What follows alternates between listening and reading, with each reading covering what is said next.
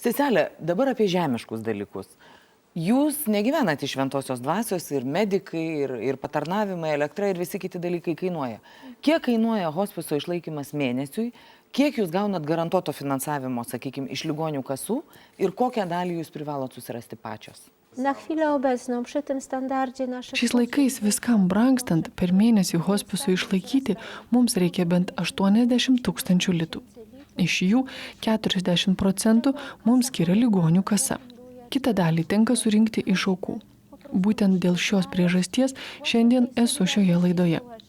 Tai, kad lankausi, važinėju, ieškau paramos, padeda mums išgyventi ir suteikti vilties paskutinius laimės spindulius mūsų globojamiems žmonėms. Brakujących pieniędzy, które przełożą się na miłość człowieka do człowieka. Niektórzy mnie pytają, dlaczego ci chorzy nie mogą Kai kas mūsų klausia, kodėl mes teikiame pagalbą, paramą ligonėms neatlygintinai, nes kai kurie iš jų turi pinigų ir galėtų mokėti. Mūsų nuomonė būtų žiauru reikalauti pinigų. Be to, tai jau būtų žmonių rūšiavimas. Mes suprantame, kad jie ateina pas mus numirti. Ir tokioje akimirkoje imti žmonių pinigus už palydėjimą būtų tiesiog neetiška. bardziej ludzki świat z zewnątrz. Taigi, gerbėmėjai, dabar jau kreipiuosi į jūs. Iki pat 3 karalių, nuo šiandien dienos.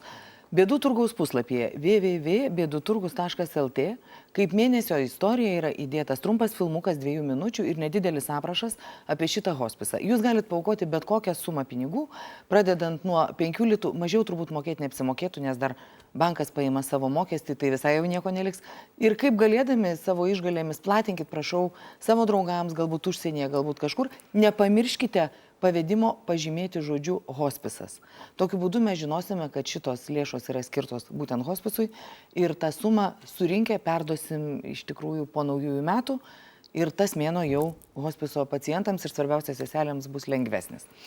Tai dabar, sesutėlė, žinau, kad jūs įsikūrė šventoj vietoj, kuri ypatinga dėl to, kad ten sukurtas gailestingojo Jėzaus paveikslas, ten gyveno seselės šventosios Faustinos nuodėmklausys kunigas Sopočka, ten gyveno Eugeniušas Kazimierovskis. Ar ta aura yra stebuklas, kuri padėjo šitam hospisui atsirasti iš griuvėsių? Zawsze spotkanie ze świętymi pokazuje nam... Taip, iš tikrųjų tai yra ypatinga vieta. Ir Jėzus Kristus seseriai Faustinai yra sakęs, kad gailestingumas nėra tik malda, bet ir darbas, pagalba kitiems ir gailestingumas mums visiems rodo tam tikrą gyvenimo kryptį, kad galime šitą pasaulį padaryti geresnį, padėdami kitiems. Poprzez nasze miłosierdzie, które nas wzajemnie ubogaca. Ir kaip minėjau, man mirtis nėra pabaiga, tai yra tik tęsinys, perėjimas į kitą pasaulį. Ir aš šventai tikiu, tuo perėjimu mes nešame ir gėrį, kuris mums leidžia gyventi ir būti. Viską, kas žemiška, paliksime čia.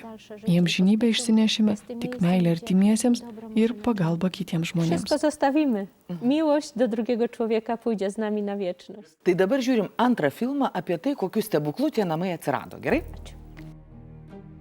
Palaimintojo Mykolo Sopočkos hospisas įkurtas ypatingoje vietoje. Pastate, kuris dar 17 amžiuje pastatytas vienuolynui. 1934 metais pagal šiandien oficialiai šventąją paskelbtos sesers Faustinos Kovalskos patirtus apsireiškimus čia nutapytas benežymiausias 20-ojo amžiaus religinis paveikslas. Apie stiprius tarpukaryje Lietuvoje gyvenusios vienuolės išgyvenimus žinojo jos nuodėmklausys kunigas Mykolas Sopočka, gyvenęs tame pačiame pastate su tapytoju Eugenijumi Kazimierovskiu. Pagal tikslius sesers Faustinos pasakojimus, gailestingojo Jėzaus paveikslą dailininkas per pusmetį nutapė šiame kambaryje, dabartinėje hospiso koplyčioje. Vienuolės pasakoja, kad menininkui pozavo pats kunigas Sopočka. Iš lūpų į lūpas perduodama, kad akylai darbą prižiūrėjusi sesuo Faustina liko patenkinta. Ją džiugino tai, kad meno kūrinyje regėjimai pavaizduoti labai tiksliai. Gailestingojo Jėzaus paveikslas pradžioje kabojo Aušros vartų koplyčioje, sovietmečiu žmonės jį slėpė Baltarusijoje. Atkūrus nepriklausomybę, jis puošė Dominikonų bažnyčią. Dabar paveikslas Dievo gailestingumo koplyčios pasididžiavimas. Jau beveik 80 mečius veikia ir pagal sesers Faustinos regėjimus kunigo Sopočkos įkurta gailestingojo Jėzaus seserų kongregacija. Kalbama, kad šis kryžius paties kunigo rankų darbo. Per keletą šimtmečių gerokai keitėsi ir paties vienuolyno pastato veidas. Autentiškų 17 amžiaus detalių liko nedaug. Jos kruopščiai saugomos. Kai prieš 5 metus buvo priimtas sprendimas čia įkurti hospisą, patalpos, kuriuose dabar slaugomi nepagydomi ligoniai, atrodė štai taip. Sovietmečiu čia buvo kalėjimo administracijos patalpos. Tam, kad po 4 metų hospisas galėtų atverti duris, reikėjo 3,5 milijonų litų. Visa tai fondų ir privačių asmenų lėšos. Geradarių vardai niekada nebus užmiršti. Remontui nepavyko mums gauti iš valstybės paramos, bet pavyko iš labdaringų fondų, iš vakarų valstybių visų pirma, Vokietijos, Irlandijos, Lenkijos. Bet kas yra džiugu, kad labai daug atsiliepė paprastų žmonių, tiesiog iš Lietuvos ir iš kitų šalių, kurie kada tik išgirdo, kurie labai dažnai turėjo susidurti su šitą ligą, jie supranta, kas tai yra. Vienas iš tokių atvejų, kur iš tikrųjų gal verta paminėti, kada žmogus iš Varšuvos iš tikrųjų Veslininkas, bet niekada čia nebuvo Vilniuje, labiau hospise čia nebuvo. Ten kažkur tai Varšuvė su sesuo pasikalbėjo, sakė, aš atvažiuosiu aplankyti jūsų Vilniuje. Aš aerouoste sutikau šitą žmogų, atvežiau, jis labai toks kuklus žmogus, pavalgė čia sriubos, pradėjo truputėlį bendrauti, matė, koks čia remontas vyksta ir paskui prie pinigėlių priėjo kalba, tai sesuo kukliai ten galvojo, kad truputėlį parems, o jis buvo paklausta, jis iš karto klausimą užduoda, o kiek šiam mėnesiui jums trūksta. Kadangi ano metu mes montavom liftą, tai trūkdavo mėnesiui 100 000, tai jis visą taip sako, mes jau nekalbam, kiek mums trūksta, bet sakykit drąsiai, pasakė 100 000, gerai, sakė, tuoj nuėjo į bankomatą, ten į banką savo, prašau, paaukojo tą reikalingą sumą, tai buvo ir tokie atveju. Tiesiog buvo netgi kartais garadų, kada ir pėstininkas atnešė ten savo 1000 litų, tarkim, sakė, kad suprantam, kad jam tai didelė auka. Tai visi tie aukotojai surašyti pas mus, kiekvienas centas yra paskaičiuotas ir dėl kiekvieno cento yra atsiskaityta, kad visi mato, kad pilnas skaidrumas, visi supranta, kad hospisas yra pagal pačio hospiso idėją tokia institucija, kur iš ligonių neima jokio atlygio, nes čia yra tokia gailestingumo misija. Mes suprantam, kad žmogus, kuris turi oriai gyventi iki gyvenimo pabaigos, paskutinėmis savo gyvenimo dienomis neturi rūpintis, ar jis išgalės sumokėti, ar neišgalės. Tiesiog jis turi žinoti, kad iki galo čia gyvena gyvenimo pilnatvė ir neturi galvoti apie tokius žemiškus dalykus kaip pinigėliai.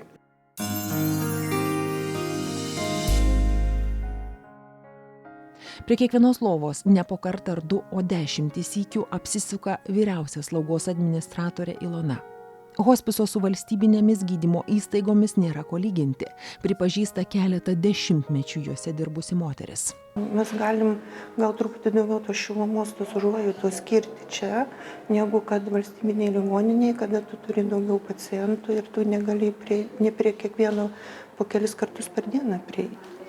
Ar tiesa, kad jūs tenkinat ir norus pacientų, tokius, kurie, sakysim, iš šalies atrodytų gal ir nėra labai svarbus? Bandom, nes dabar turėjom mergaitę, kuri norėjo pavažiuoti su limuzinu. Mes visokiais būdais suradom tą limuziną, tačiau jinai jau nebeturėjo jėgų su to limuzinu. Mėgo balionus, mes visą palatą išpušėm balionais. Sinorėjo jinai pas mus vedarų, kepėm vedarus, tačiau kol iškepėm jau jinai jų nebenorėjo. Tai stengiamės kiekvieną kartą jau kiek įmanoma tą. Sinorėjo kyvio, nuvažiavom į parduotuvę, pirkom to kyvio, bet žinot, kol suvažinėjai, kol atveži, ne visada tas pacientas ir benori, nes jų norai labai greitai keičiasi. Čia noriu, čia nebenoriu. Tai Kai buvo situacija, kad buvo pasakyta, kad nėra pinigų, kažkas iš personalo sakė, kad mes sutiktumėm dirbti kurį laiką ir be atlygio. Taip. Ir manau, jeigu dabar būtų tokia situacija, nežinau kiek, bet aš už slaugytės garantuoju, kad tikrai atsirastų toks, kurios ateitų čia ir dirbtų už ačiū. Ir jūs eitumėt? Manau, taip. nes jau namai pasidarė.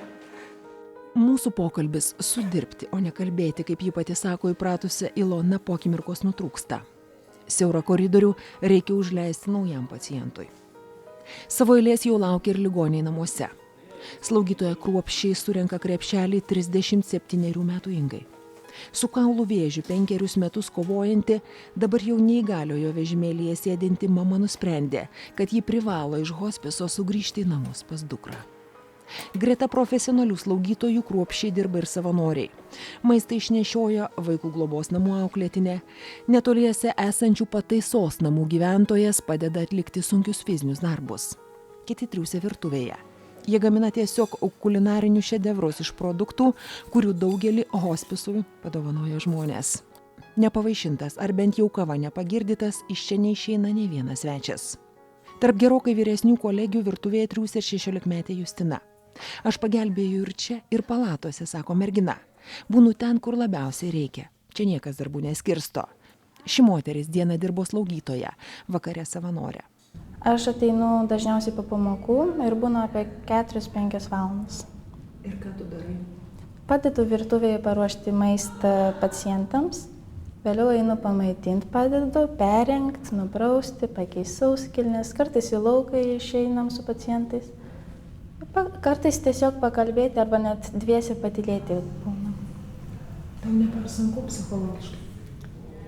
Na, kol kas dar ne, bet kai turėjom mano amžiaus pacientę, tai tikrai labai smarkiai pergyvenau tai.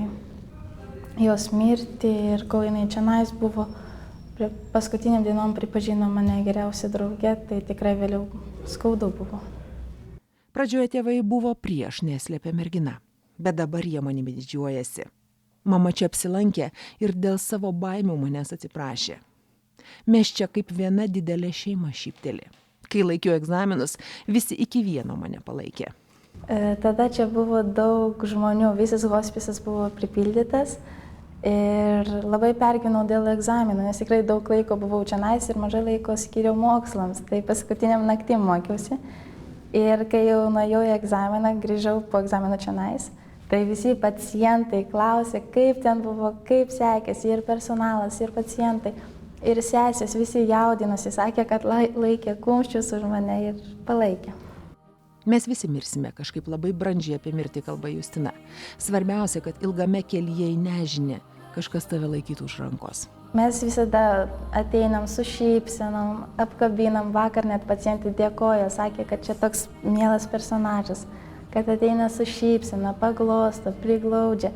Tai manau, kad tai nuostabu. Net pačiu tamsiausiu ir niūriausiu metų laiku po hospiso langais galima žiūrėti širdelę. Tai vilties laukų kontūrai. Hospiso simbolis, kasmet visame pasaulyje pavasarį pražystantis geltonais narcizų žiedais. Jie primena, kad sveikiems ir laimingiems pats metas pasirūpinti kenčiančiais ir išeinančiais. Gyvenimas juk sukasi ratu. Šiandien tu čia, rytoj jau ten.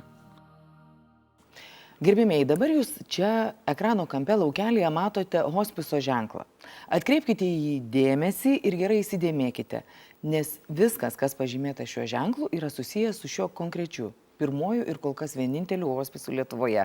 Būkite jam dėmesingi. Dar kartą primenu mūsų adresą 3v2bėdų-turgus.lt ir labai prašau jūsų bendradarbiavimo. Jeigu galit, pasiųskite tą filmuką ir aprašą savo draugams ir bičiuliams ir iš tikrųjų mums galbūt pavyks surinkti gerokai didesnę sumą, negu mes esame pasirengę atiduoti sesei Michailai šį vakarą. Na, bet dabar jau atėjo tas momentas, kai jums reikės klausyti, o aš kalbėsiu. Gerai? Iš tikrųjų labai džiaugiuosi galėdama šį vakarą pristatyti profesorių Joną Žmuidziną, kuris yra žinomas Amerikos astrofizikas, NASA specialistas. Ir prašom pasakyti, kokią intenciją šiandien čia esate, ponas Jonai. Tai aš su savo žmona Vilija mes nusprendėm mokslo premiją dovanoti hospisui. Tai jūs norėjot pasakyti, kad vakar gavote mokslo premiją, Lietuvos mokslo premiją, kuri yra 13 000 litų ir jau šiandien ją atsikratėte. Teisingai. Ačiū, Edita. Ačiū Jums širdingai. Tai yra pono Jono ir ponios Vilijos Žmuidzinų indėlis į hospiso gyvavimą. Bet turime pranešti ir šitą daugiau. Akcinė bendrovė Interao Lietuva taip pat skiria hospisui 10 000 litų, o mes jiems sakom širdingą dėkui už jų auką.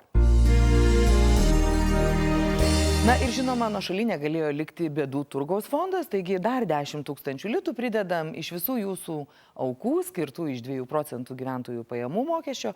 Ir naudodamasi progą dėkoju visiems, kas dalinasi šio mokesčiu su mūsų fondu. Ir žinoma, primenu, kad neužilgo bus tas laikas, kai ir vėl turėsite apsispręsti. Ačiū už auką hospisui. Bardzo dziękuję za pomoc, bardzo przytulmy się. O? Dziękuję bardzo. Ačiū visiems. Ačiū visiems, iki pasimatymo kitą trečiadienį, o kas nespėsit pasižiūrėti mus įprastų metų, visuomet galite rasti mus LRT mediatekoje.